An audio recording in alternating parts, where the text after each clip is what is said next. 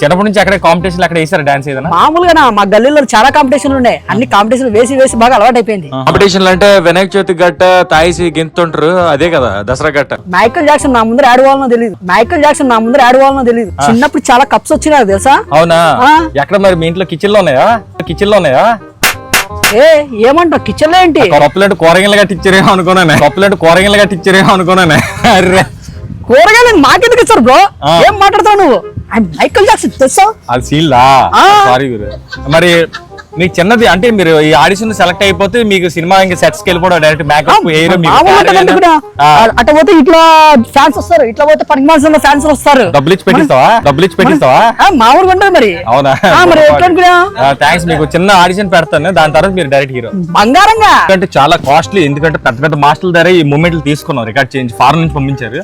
నేను చెప్తే యాక్చువల్లీ మీరు వాళ్ళు చేయగలిగితే మరి నెక్స్ట్ హీరో మాకు మీరు ఓకే కదా?